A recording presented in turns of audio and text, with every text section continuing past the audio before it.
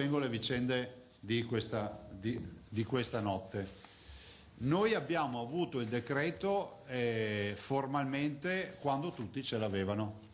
Non lo dico, non è lesa maestà, cari signori, non è lesa maestà. Il problema è che un decreto così importante in bozza andrebbe secretato, andrebbe elaborato, andrebbe osservato e dopodiché, per evitare psicosi, panico o quant'altro, andrebbe diffuso quando è strutturato, consolidato, definito e soprattutto anche deciso come deve essere comunicato. Cioè, oggi voi vedete che avete un sacco di persone che vi chiedono: ma le merci possono circolare? Ma io devo andare a lavorare, ci posso andare? Ma devo andare a pranzo dai miei genitori oggi, posso trasferirmi oppure devo restare a casa? Ma lo posso fare solo se resto all'interno della mia provincia o posso passare anche il confine della provincia? Voi capite che questi sono i punti di debolezza di un decreto. Le leggi, e tutti noi sappiamo che non possono essere come il libretto uso e manutenzioni delle nostre auto, precise al millimetro, però è altrettanto vero che un decreto così importante deve togliere alcuni dubbi. Dubbi che noi volevamo chiarire, dubbi che volevamo ovviamente affrontare, cosa che non c'è stata possibile. Guardate, io penso di aver dimostrato, noi abbiamo dimostrato un'assoluta responsabilità, senso delle istituzioni e senso del lavoro di squadra che vogliamo dimostrare anche oggi e anche nei giorni successivi. Di mezzo c'è la salute dei veneti e non ci sono le polemiche o le polemiche politiche.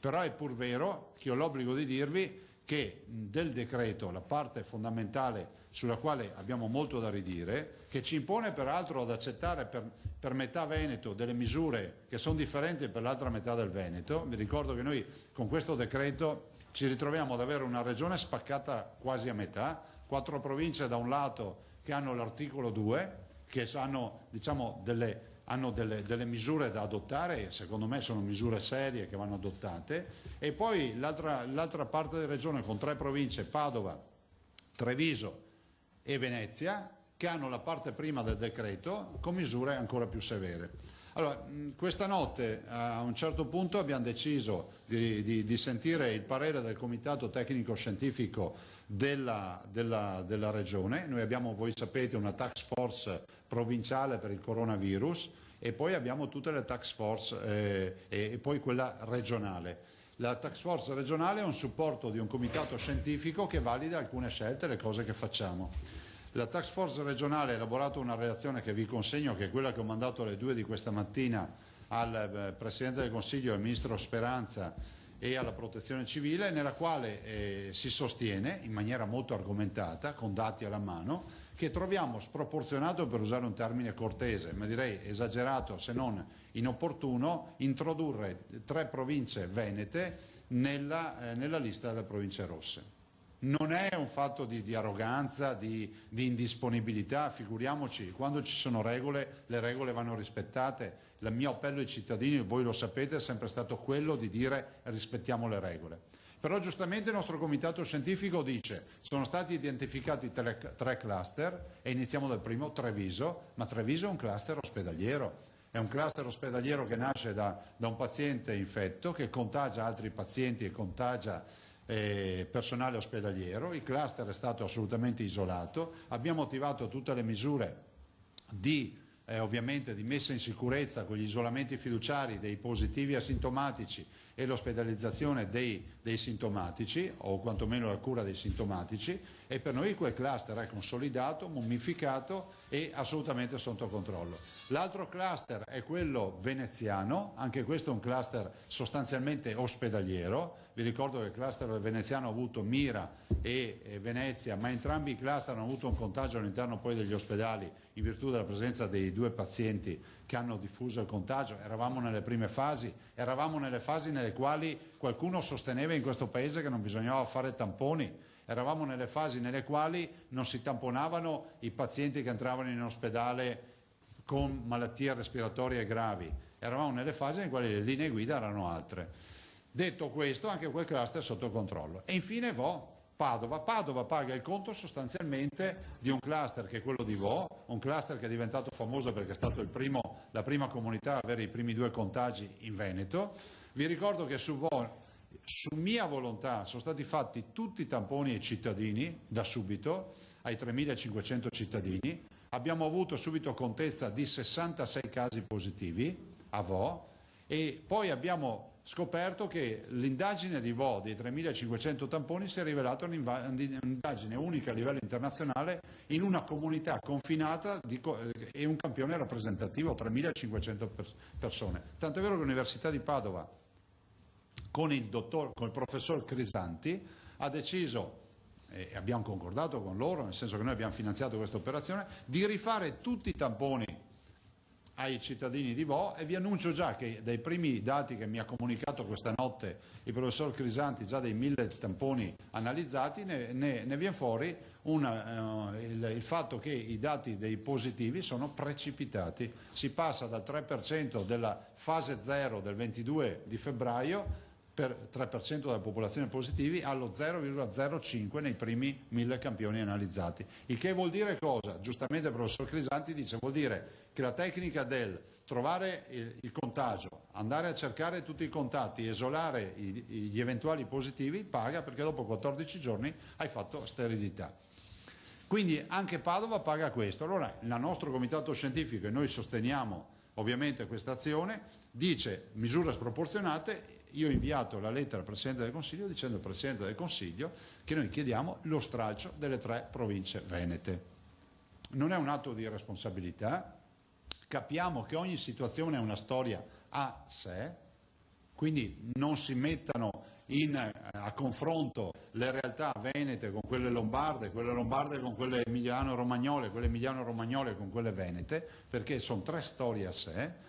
Ed è giusto che siano trattate secondo le indicazioni che i governatori danno, ovviamente col supporto scientifico. E vi ricordo che essere in zona rossa significa avere delle limitazioni non da poco, cioè vuol dire chiudere tutti gli esercizi dalle 6 di sera, una delle prime misure che i cittadini palperanno già dal vivo nel momento in cui entrerà in vigore il decreto. Adesso c'è da capire se il decreto è pubblicato o non è pubblicato, non abbiamo ancora ben definito questa parte. E dalle 6 del mattino alle 6 di sera aperti, e poi ristoranti, bar e quant'altro chiusi. Penso che poi è bene ricordare ai cittadini che è un decreto nel quale ancora non c'è chiarezza sulla movimentazione delle merci, ma mi rifiuto di pensare che ci sia limitazione nella movimentazione delle merci, perché vuol dire la fine dell'economia. Già adesso è altamente pregiudicata, e ancora l'impossibilità da parte dei cittadini di avere chiarezza rispetto alla loro movimentazione personale, perché quella eviterei come si può dire, la stura ha un sacco di interpretazioni, soprattutto mettetevi nei panni di chi ha bisogno di spostarsi per lavoro, per necessità, per accudire un familiare in difficoltà, per un sacco di robe, e capite che la situazione non è assolutamente rosea. Noi siamo fiduciosi per quello che riguarda il Veneto. Ovviamente capite che qui ogni giorno ha la sua pena, però fino ad ora io vedo che riusciamo ancora a rispondere bene col sistema sanitario del Veneto. Stiamo investendo tantissimo sulle terapie intensive, perché la vera sfida è lì. Oggi abbiamo 47 persone in terapia intensiva. Vi annuncio già che oggi abbiamo 2 belle notizie. È nato il primo bimbo all'ospedale di Sant'Orso, Schiavonia, all'ospedale di Schiavonia, grazie, all'ospedale di Schiavonia, e questa è una bella notizia. Qualcuno lo dava per un ospedale chiuso. Bene, è nato il primo bimbo. Non so se posso dire il nome, posso dirlo? È nato Massimo, facciamo gli auguri a Massimo, è nato il giorno della festa della donna. L'altra bella notizia è che nelle rianimazioni si inizia lo svezzamento dei primi entrati nelle rianimazioni. Significa che si stanno svezzando, fra virgolette, quindi stubando, e stanno tornando ovviamente pian piano in corsia, in ospitalità ospedaliera, diciamo ordinaria, e poi torneranno a casa. Parliamo anche di buone notizie. Voglio ricordare ai cittadini, è difficile dirlo in questo momento, niente panico, osservate le regole che vi ho detto, lavarsi le mani spesso, la distanza, evitare i luoghi affollati, ma fatelo, e poi ovviamente pensare che da questa vicenda ne verremo fuori. Adesso noi dobbiamo risolvere il problema col governo, che è il problema delle 3 province. Io spero che qualcuno a Roma si metta la mano sulla coscienza, perché o ci si fida di un comitato scientifico del governatore oppure non ci si fida. Ultimo aspetto, ho parlato dei giovani. Dico una cosa che contavo di dire i prossimi giorni, però la voglio dire per un fatto di giustezza. Allora, voi sapete che abbiamo dei giovani che si sono offerti, appena iniziata questa tragedia, a fare una pagina in Instagram per darci una mano, gratuitamente. Sono giovani di diverse estrazioni, bocconiani, ragazzi che, insomma, tutta gente formata. Questa pagina ospita informazioni di natura scientifica, si chiama Viral Veneto, la pagina, e validate da noi, e quindi informazioni che servono ai cittadini per capire, diciamo, avere certezza che quello che leggono non sono fake news. E in più questi ragazzi hanno adottato la tecnica del testimonial, no? E quindi è intervenuto Red Canzian per dire la sua, e abbiamo Federica Pellegrini, che ringrazio, che è intervenuta, troverete il video, abbiamo avuto tanti altri, Sammy Basso, e guardate, abbiamo un'infinità di video da pubblicare i prossimi giorni, sempre con indicazioni, con rassicurazioni, eccetera. C'è stata una ragazza che ci ha chiamato, Alice De Bortoli, 15 anni, e si è messa a disposizione, ha fatto un bel video parlando ai giovanissimi e ai giovani, come voi poi capite. Alice De Bortoli ha 1,5 milioni di followers, è una trevigiana, è una ragazza ingambissima, e non è accettabile che qualcuno liquidi questa operazione che stiamo facendo con commenti o considerazioni che sono fuori luogo. Questa si chiama peer education, che significa educazione alla pari, e quindi questi ragazzi che sono giovanissimi, dalle elementari ai 15 anni, noi non li intercettiamo, perdonatemi, con i canali di comunicazione che abbiamo noi, ma li intercettiamo con persone per bene, come Alice De Bortoli, che ha fatto un video, tutto farina al suo sacco, andate a vedere su Viral Veneto, che invita i propri coetanei a seguire, a informarsi, e poi avremo chi magari fa l'esempio di come ci si lava bene le mani. Abbiamo qualcun altro che spiega quali sono gli atteggiamenti da tenere. Insomma, io penso che ci debba essere anche più rispetto per queste cose. Scusatemi se ve lo dico, ma avere cittadini che ancora non hanno capito che noi dobbiamo parlare a tutti i cittadini del Veneto, dagli appena nati, perdonatemi l'esempio, agli ultracentenari, e i canali di comunicazione sono diversi. Finiamola con questa fandogna di criticare ogni cosa che si fa, perché si dimostra anche la visione retrograda che qualcuno ha, e anche l'essere un po' fuori dalla storia, dal tempo. E quindi io ringrazio tutti questi ragazzi che si sono messi a disposizione. Se i ragazzi scappano da questo paese, molto probabilmente c'è qualcuno che li fa scappare. Però Presidente, per la libertà del Corriere Veneto, Prego. dovremmo dire ai nostri lettori, ai nostri concittadini, noi stessi, ci chiediamo cosa fare, cosa succede da me. A noi, Guardate, andate a chiederlo ai prefetti, che sono i rappresentanti del governo nel territorio. Ognuno fa il suo mestiere, no? Noi viviamo in una regione dove, lo sa meglio di me, c'è una mobilità lavorativa che è altissima.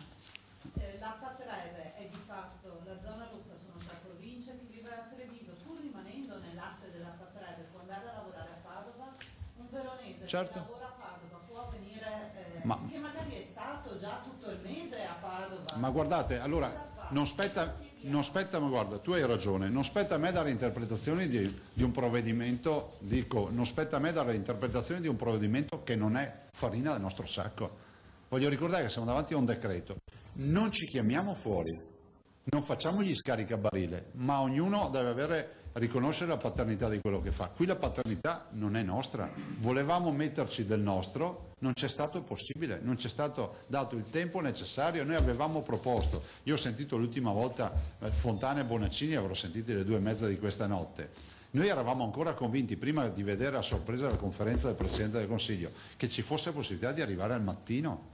C'era stato garantito, almeno i colleghi, e Bonaccini ne è giusto testimone, noi stavamo lavorando pensando di arrivare al mattino. Noi non ci siamo mai tirati indietro, lo abbiamo dimostrato in questi 15 giorni. Io non mi sono mai permesso di dissentire. A volte ci sono state delle misure magari che avrei magari fatto in altra maniera, ma abbiamo sempre applicato, e sono convinto ancora tutt'oggi che ci volesse un decreto, ma un decreto che magari dicesse ancora in maniera più chiara che bisogna evitare gli assembramenti nelle piazze, un decreto che magari chiarisse una volta per tutte che se si chiudono le discoteche bisogna chiudere anche tutte le altre attività, tipo i centri commerciali, e fare in modo che non si facciano attività di intrattenimento nei centri commerciali in alternativa al mondo delle discoteche, piuttosto che il tema dei bar, i posti a sedere, le piazze, gli spritz, tutte le cose che sapete, le chiese, i cinema, i teatri. Ma da qui a ritrovarsi un decreto che da un lato ci vede con 3 province in zona rossa, e dall'altro, come dici tu, giustamente, il tema dell'interpretazione. Questo decreto, per interpretarlo, minimo ha bisogno di una circolare attuativa, cioè così è difficile dare una risposta ai cittadini. Pensate sulla movimentazione, posso muovermi all'interno della provincia per lavorare, ma se io lavoro fuori dalla provincia cosa accade? E se devo muovermi da una provincia all'altra per altre attività? E il fatto che nel decreto si dica che bisogna limitare gli spostamenti anche all'interno della provincia, cioè voi capite che tutto magari ha una ratio, ma per noi veneti in questo momento no. Prego. Sono presidente Comunità Bengalese. Buongiorno. Buongiorno a lei. Buongiorno a tutti. Io sono un imprenditore, lavoro anche in Francia, anche a Monfalcone. Anche gente viene da Monfalcone a Venezia. E al momento io come devo comportare? Perché Guardi, ripeto, non do di spiegazioni di un provvedimento che non è mio. Poi evito di dire che questo provvedimento andava un po' gestito anche da un punto di vista comunicativo, evitando di diffonderlo in quella maniera con la quale è stato diffuso. Vabbè, lasciamo perdere. Dico che posso solo dire qual è la regola in giurisprudenza, che la norma va sempre applicata in maniera estensiva, si dice, no? Vuol dire che se la movimentazione è garantita deve essere garantita a 360 gradi, perché sennò l'alternativa a questo è il coprifuoco. Non ci sono, siamo ai limiti. Quindi io dico, l'appello che faccio al governo, noi siamo della partita, si stralcino le 3 province. Ci sono già delle regole ben definite nella parte 2 del decreto, penso siano sufficienti.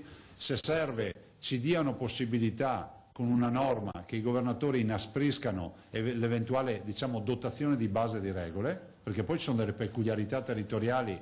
Il mercato settimanale da noi magari va bene, da qualche altra parte il mercato della domenica in qualche città porta 100.000 persone, quindi tu dici lo chiudo, non è rifornimento di genere di prima necessità, perché se uno fa il mercato delle pulci tradizionale è un mercato settimanale, ma non c'entra nulla con il banco del formaggio e dei salami o della frutta e verdura. Io penso che potrebbe essere un'idea quella di avere una dotazione di base di norme e poi ogni governatore come customizza in base alle indicazioni del comitato scientifico. Però all'ultimo decreto è stato proprio il Premier a dire le regioni non possono più emettere ordinanze customizzate. Allora, una centralizzazione. ma guardi, noi non vogliamo fare polemiche, penso che i dati parlino da soli, no? Ci stiamo confrontando con delle regioni che hanno delle sanità eccellenti, ce l'ha la Lombardia, lo dico per il collega Fontana che saluto, ce l'ha l'Emilia Romagna, lo dico per il collega Bonaccini che saluto, che sento spesso assieme a Fontana, e lo dico per il Veneto.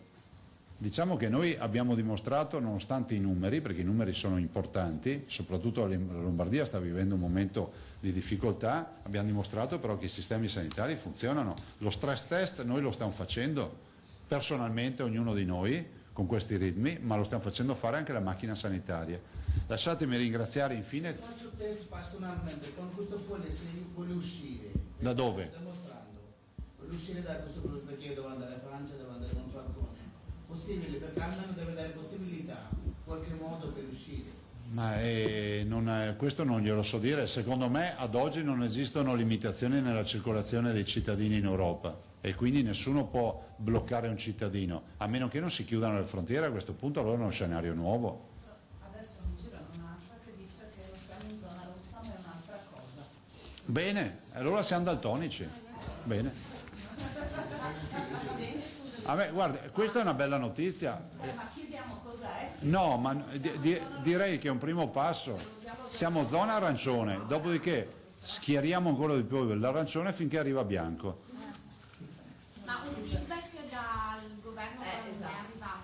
No, io ho sentito il Presidente Conte ieri sera all'arrivo del provvedimento, non l'ho più sentito. Ho sentito il Ministro Speranza 2 o 3 volte stanotte. Però poi oggettivamente no news da mezzanotte in poi noi abbiamo preparato questo provvedimento che vediamo, che documenta la nostra posizione scientifica e quindi mia richiesta di stralcio, appunto. Prego. Siete pronti ad accettare altri pazienti dalla Lombardia o Ma guardate, noi siamo della partita e quindi la solidarietà in Veneto che la conosce. Ovviamente sapete, l'ho detto stamattina e l'abbiamo detto assieme agli assessori al comitato operativo che si fa tutte le mattine in videoconferenza, ho detto guardate che però ci sono dei criteri, cioè il tema del fatto che bisogna partire dalle regioni che non sono in emergenza, e Veneto, Lombardia e Emilia Romagna sono in emergenza, cioè i posti sono quelli, a meno che non si decida in 3 regioni di non operare più nessun cittadino, di non far più nessun trapianto, di non intervenire a fine chemioterapia in sala operatoria sul paziente oncologico, di non intervenire sui politraumatizzati che arrivano da incidenti stradali, perché per tutte queste categorie serve la terapia intensiva, in linea di principio. Quindi direi che noi la solidarietà è di casa, per cui figuriamoci, sono come dei fratelli lombardi e tutti i cittadini da nord a sud, non è questo il problema. Il problema è che dobbiamo partire dal presupposto però che il coordinamento nazionale, perché è un coordinamento, non prescinda dal fatto che ci sono delle regioni in emergenza. L'altro aspetto che consiglio io, e che lo consigliamo tutti noi, è quello di eventualmente si facciano transitare prima i pazienti non coronavirus, perché ricordo che le terapie intensive hanno anche pazienti non coronavirus e quindi se si fanno circolare in giro per l'Italia pazienti è meglio portare quelli non coronavirus, anche perché c'è un piccolo particolare, se è vera la teoria delle mutazioni di ceppo, rischiamo di fare un cocktail di ceppi che poi non ci salviamo più.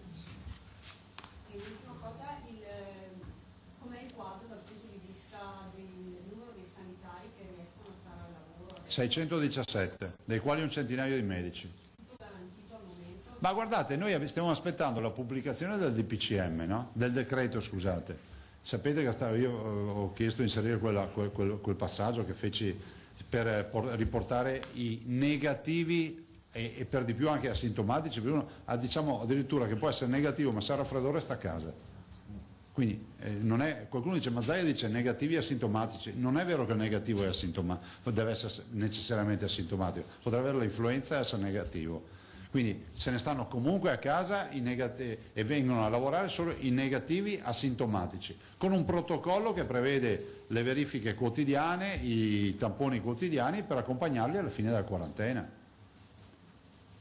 ovviamente con tutti i presidi eccetera. Stanno arrivando, voi sapete che abbiamo comprato 2 milioni di mascherine, stanno arrivando le prime lunedì mi sembra, arrivano, sono già sdoganate, lo stiamo seguendo il carico, è già passato per Padova e quindi è in arrivo, sono 550.000 mascherine che distribuiamo subito, anche qui la carenza di mascherine è paurosa e di tutto.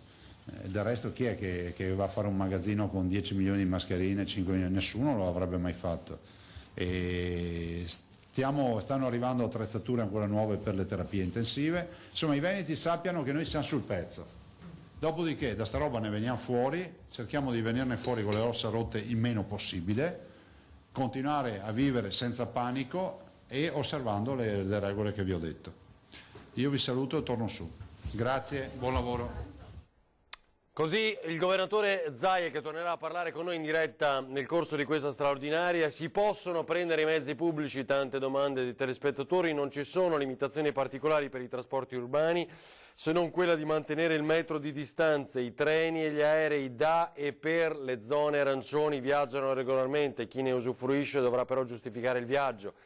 È vero anche che oggi anche l'Inate ha ridotto alcuni voli su Venezia. Poi faccio vedere, questa è la cartina delle zone sulle quali agisce il decreto del Presidente del Consiglio. Paura del contagio e restrizioni, detenuti in rivolta nelle carceri di Modena, Salerno, Napoli e Frosinone.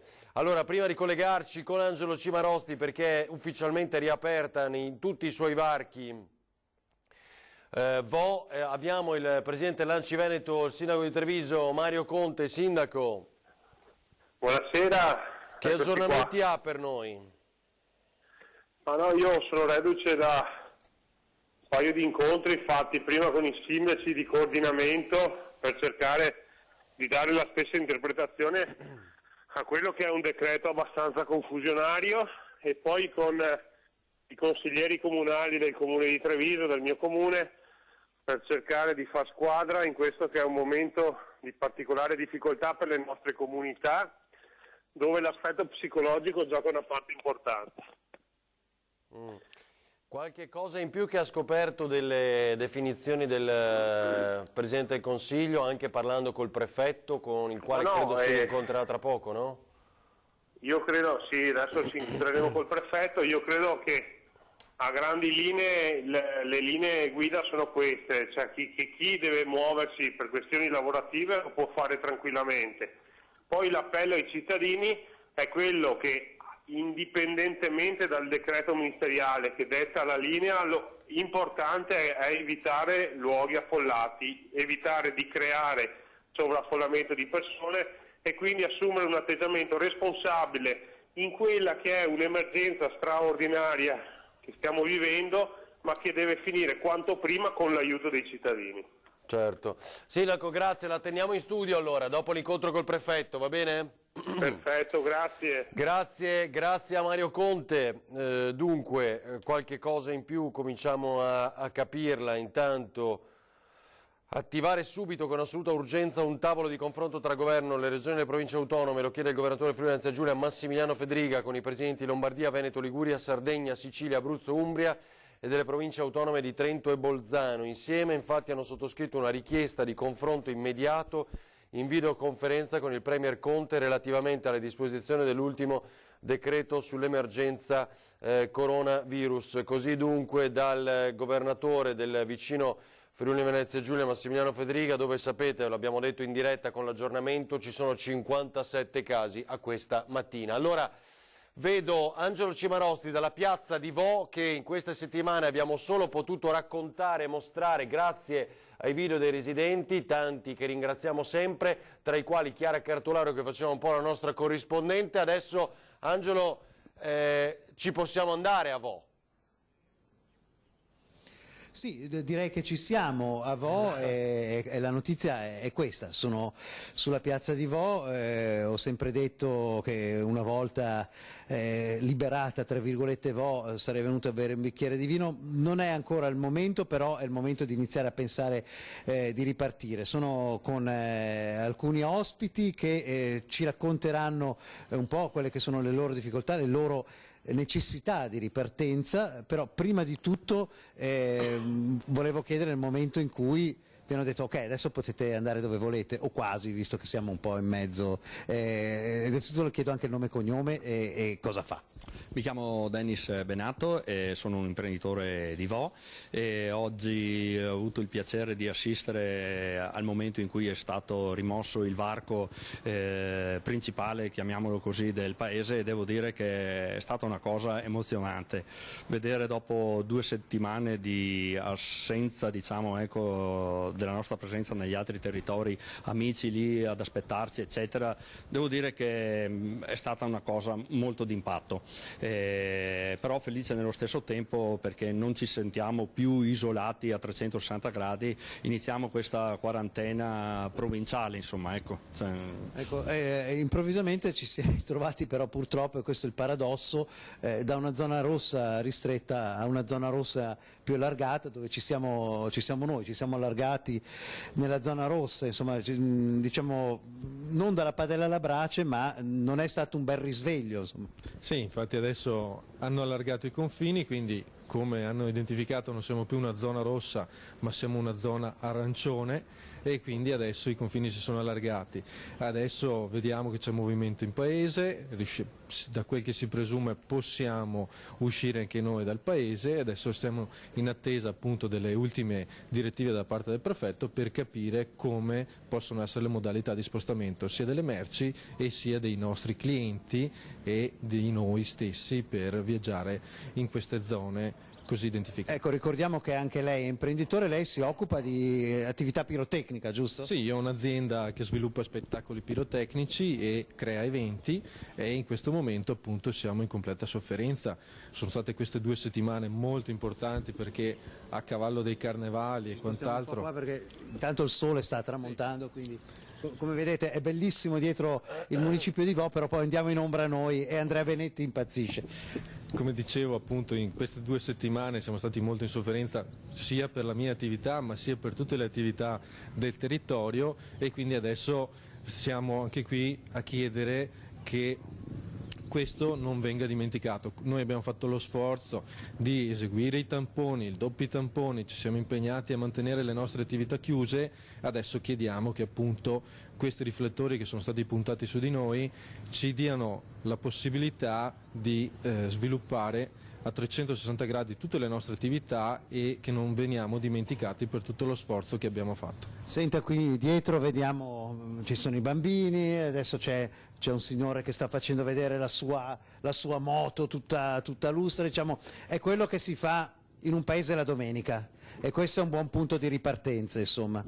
Sicuramente, io voglio essere ottimista, come ho sempre detto non mi preoccupava il fatto di essere in quarantena, tra l'altro per un problema di portata mondiale a questo punto, per cui ribadisco, voglio lanciare questo messaggio di non abbassare la guardia, anzi ho sempre considerato il fatto che secondo me il vero problema inizierà domani, riaprire le nostre attività, tornare alla normalità, recuperare quello che abbiamo perso e riorganizzare. Nel mio caso specialmente io mi occupo del settore auto e ho un bacino di clienti molto nutrito nella provincia di Vicenza, dovete capire che siamo proprio a fianco della provincia di Vicenza e non riesco in questo momento a comprendere se i miei clienti da domani mi possono raggiungere. Ecco, Sì. chiedo scusa, sento molti rumori in cuffia, non so se sono ibridato correttamente, Angelo, sì, avete io qualcosa da ti sento molto chiedere bene. da studio? Sì, ti sento molto bene. Volevo aggiungere un dato all'imprenditore che hai appena intervistato, diciamo di sì, in base a quello che abbiamo capito fino ad adesso. Per la risposta alla sua domanda. Intanto mancano solo 50 persone per concludere il giro del secondo tampone, perché su 3.100 hanno aderito in 2006. Non so se i tuoi ospiti, diciamo, chi è lì con te, ha aderito per fare anche questo secondo giro di tampone per lo studio e l'analisi dell'università. Solamente poche persone non hanno aderito al secondo tampone, voi tutti più o meno avete aderito, quanti sono? Una cinquantina mi stavi dicendo, Ferdinando, che non hanno aderito, quindi di fatto quasi tutti avete aderito al secondo tampone. In un certo senso, dicevo, siamo io e Andrea Benetti, il pericolo per voi in questo momento, quello dove ci stiamo trovando a Vo, vorrei dirlo anche per sottolinearlo dopo tanto tempo di sofferenza, è il posto più sicuro del Veneto in questo momento e forse l'Italia. Questo è vero, questo è vero. È chiaro che c'erano ormai 90 persone nel cluster di Padova, adesso mi pare siano 126 nella giornata di oggi, poi lo leggo con più chiarezza. La domanda la vorremmo fare: se qualcuno dei presenti era positivo e si è negativizzato, però è un tema di privacy, Angelo, quindi se non viola la privacy, esatto. Io lo chiedo, nel senso, c'è qualcuno per caso che voi conosciate o che magari anche di voi stessi che era positivo e si è negativizzato, di qualcuno di voi? No, voi siete sempre tutti, però avete sicuramente molte persone che conoscete che, ecco, la negativizzazione è un altro passaggio importante, insomma, per molti abitanti di Vo. Non so, avete parlato con qualcuno che lo era e che finalmente è tornato negativo? Beh, ci sono stati dei casi che conosciamo benissimo che erano positivi e hanno superato completamente il problema e l'infezione. E quindi si sorpassa, per fortuna si passa, loro ne sono la prova, non ha lasciato naturalmente poche cicatrici questa cosa economicamente, abbiamo anche la cicatrice naturalmente signor Trevisan, quindi quella è l'altra grande cicatrice che rimane qui. Se non hai altre domande intanto ti ricederei la linea. Del sindaco mi pare nei prossimi minuti, no? Sì. Va bene. Sì. Torniamo appena da vedo te. il sindaco vi richiamo. Ok, grazie anche agli imprenditori residenti di Vo che liberi da adesso, che erano lì con te. Appello del sindaco della giunta Consiglio Comunale di Treviso: rispettiamo le misure urgenti con grande senso di responsabilità, ma in fondo l'abbiamo sentito pochi istanti fa. Va bene, ok, grazie a Daniele Sizia che mi aggiorna su alcune cose. La vedo già inquadrata, eccola. Torniamo a Mestre, Anna Maria Parisi con Sandro Ponchio. Eccoci qui dalla stazione dei treni. Posso fare una nota di servizio interno? Posso chiedere ad Angelo se gentilmente dal suo telefonino può mettere il pause, perché sennò lo sento sotto e non riesco a sentire da studio. Allora, io nel frattempo mi trovo qui alla stazione dei treni di Mestre. Non c'è veramente quasi anima viva. Ecco, grazie ad Angelo. Non c'è quasi anima viva, vedete. Il piazzale, che normalmente è sempre gremito di gente, anche semplicemente dei turisti che una volta arrivavano qua e poi si dirigevano verso la famosissima via Piave, che si trova, ecco, che adesso Sandro sta inquadrando, la zona etnica, chiamiamola così, della città, visto il pullulare di negozi, di zeppi, di negozi i cui proprietari appunto sono per lo più cinesi, bengalesi e gente che arriva dal Nord Africa. Ecco, qui non c'è proprio nessuno. I taxi, vediamo alle mie spalle, vediamo i taxi che normalmente erano circa di un parco macchine, di una ventina di parco macchine, adesso li conto, sono 1, 2, 3, 4, 5 taxi. Qui non c'è nessuno neanche alla fermata dell'autobus, non si vedono neanche i famosi autobus economici che fanno i viaggi non soltanto da nord al sud Italia, i famosi autobus verdi, di cui non cito il nome, ma abbiamo capito di quale linea stiamo parlando. Quelli economici non si vedono neanche quelli. Noi proveremmo ad entrare proprio alla stazione, vediamo com'è cerchiamo di monitorare la situazione lungo i binari. Permesso, vediamo un po'. Bar semivuoto, e così la libreria. Qui si stanno abbassando le serrande di un negozio. Allora, i controllori di Trenitalia. Vediamo le partenze, non vedo dal tabellone delle partenze che ci siano delle disdette. No, sembra che i treni partano regolarmente. Destinazione Verona, Sicilia, Milano, Portogruaro, sempre zone di qua però. Roma, Rovigo. No, non ci sono cancellazioni, non risultano cancellazioni. Proviamo ad andare lungo la zona dei binari. Eccoci qua. Mi sembra tutto regolare da questo punto di vista. Treno vuoto. Sì, tutto regolare. Ciao, stai partendo? Dove vai? Possiamo chiedertelo? No, mi sa che non ha intenzione. Non vuole parlarci. L'hai fatta fuggire. No, infatti. No, sì, facciamo anche questo effetto talvolta, ma guarda, adesso con la panoramica di Sandro vediamo che non c'è assolutamente la ressa verso i famosi treni del centro Italia, se non del sud, così come sembrava fosse stato registrato nelle scorse ore, invece in quel di Milano e ad alcune stazioni della Lombardia. Quindi qui non c'è gente in partenza, pochissima gente in partenza. Anna Maria, questa allora è la situazione torniamo da te tra poco. alla stazione dei treni. Torniamo da te Sì. tra poco, spostati pure dove ritieni, insomma, per raccontarci qualcos'altro, vedere se qualche testimonianza ulteriore la raccogli. Intanto due dati ancora. Sì, mi fanno sapere che le prime soppressioni, grazie Daniele, sono da domani per quanto riguarda i treni. Sì, avevo girato il file nei giorni scorsi anche alla redazione. Potete dire ancora che gli spostamenti all'interno delle zone sono limitati? Non è che uno va da Monselice il lunedì al mercato, il mercoledì a Stanghelle, il venerdì a Montegrotto per fare compere e si sposta per lavoro, ci si sposta solo per lavoro per cose importantissime. Hai ragione, chi è che ci dice questo? Marica, no. Monica, tra i nostri telespettatori ce ne sono tantissimi che continuano a farci... Va bene, grazie. E questo è evidente, insomma, e poi resta sempre al buon senso delle persone, ma siccome abbiamo visto anche in questo weekend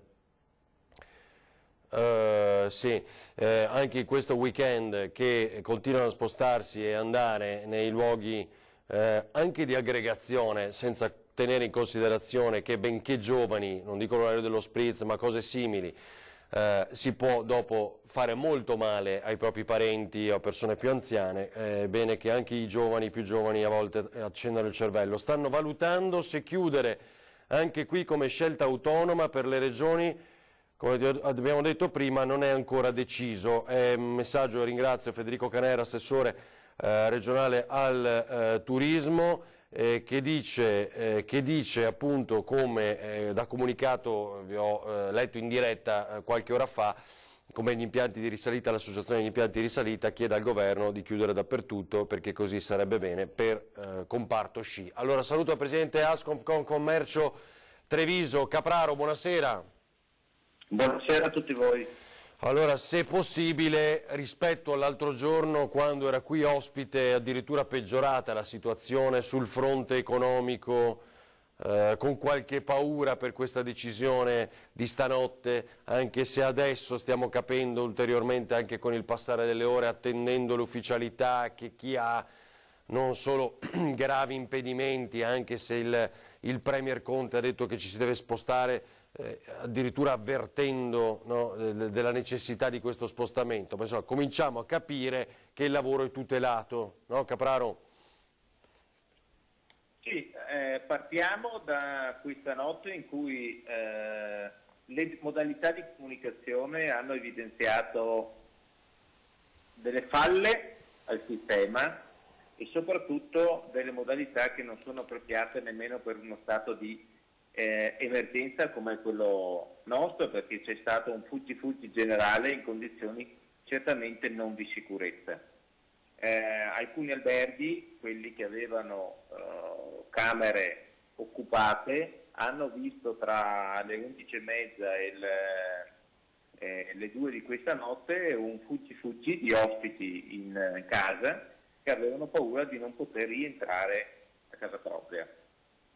E le scene poi si sono viste anche delle metropolitane a Milano, o di alcune stazioni o di alcuni treni e di alcune strade e autostrade. È evidente che c'è una situazione difficile da gestire, ma è evidente che ci vuole maggior chiarezza e maggior attenzione ai tempi e ai modi, perché poi le persone reagiscono a questa poca chiarezza, a questi tempi e questi modi forse non corretti, con dei comportamenti che probabilmente non aiutano neanche a raggiungere l'obiettivo che abbiamo, che è quello di limitare al massimo questa diffusione di contagio. Ci sono poi gli aspetti ovviamente di ordine di altro tipo, perché noi non interveniamo sulle questioni di salute, noi stiamo agli ordini, disposizioni precise, indicazioni precise, e noi operatori ci comportiamo di conseguenza, però non si può scaricare sugli operatori alcune responsabilità che a livello più alto politici e amministratori non si prendono e non sono in grado di prendere, perché alcune situazioni non sono gestibili dagli operatori che sono chiamati oggi alle 18, per esempio, a capire se devono chiudere la cucina, se possono fare solo la cucina da sport, se non possono farla, perché un decreto emanato alle 2 di notte, oggi alle 17 deve ancora trovare delle attuazioni precise. Questa situazione crea parecchi problemi. Certo. Senta, adesso dobbiamo attendere ancora le ulteriori definizioni, come ci diceva l'assessore regionale Marcato. Crediamo difficile però che nell'arco di poche ore venga accolto l'appello del governatore Luca Zaia e quindi niente zona rossa per Padova, Treviso e Venezia. Lei cosa ne pensa? Ma lo crediamo difficile anche noi. Devo anche essere sincero che c'è bisogno, nel limite del possibile, di certezze. Non è che il fare e disfare sia una facilitazione in questo periodo per nessuno. Credo che ci debba essere la massima attenzione per la salute e la massima attenzione per le conseguenze che questa può avere anche come impatto economico su coloro che poi si trovano a gestire queste situazioni post-emergenza. Ecco, credo che la poca chiarezza e il contraddirsi e il andare avanti per poi tornare indietro non aiuti nessuno dei due sistemi, né quello della salute pubblica, che è assolutamente prioritario, né quello economico, che è secondario, ma è, credetemi, in questo momento particolarmente importante, perché sono in gioco posti di lavoro, aziende, famiglie, persone, e non nel breve periodo. Certo. Per cui facciamo attenzione. Grazie a Federico Capraro, presidente Ascom Commercio Treviso. Grazie, buonasera. Allora, Assolombarda, le imprese sono aperte, si può andare al lavoro, il Ministero delle Infrastrutture e Trasporti entro stasera le direttive sul trasporto merci, qualcosa abbiamo anticipato anche grazie all'assessore Bottacin nel corso di questa nostra diretta straordinaria che prosegue per arrivare all'ulteriore definizione di quello che è stato deciso dal governo. Vedete ancora positivo il governatore del Piemonte Cirio, quarantena per chi va da nord a sud, ed Emiliano, il presidente della Puglia che abbiamo sentito anche nel suo intervento in diretta: state sbagliando, tornate indietro. Ed è una mossa che desta forte preoccupazione, no? Folle viene definita anche, se non ricordo male, dal direttore generale dello Spallanzani di Roma, un atteggiamento di questo tipo, cioè la fuga in massa da Milano, come abbiamo visto ieri, per raggiungere magari l'Emilia e non solo, e chissà appunto portare il contagio in altre aree. Ancora la Regione Friuli-Venezia Giulia ha precisato successivamente che tra i promotori della domanda di attivare immediatamente un tavolo con il governo c'è anche la Regione Piemonte, anche il governatore Cirio infatti si è associato alla richiesta. Sono dunque 9 le regioni. Tavolo immediato, oggi, subito, con il governo, dicono Friuli-Venezia Giulia, Lombardia, Veneto, Liguria, Sardegna, Piemonte, Sicilia, Abruzzo, Umbria, insieme con le province autonome di Trento e Bolzano. Pochi istanti torniamo in diretta.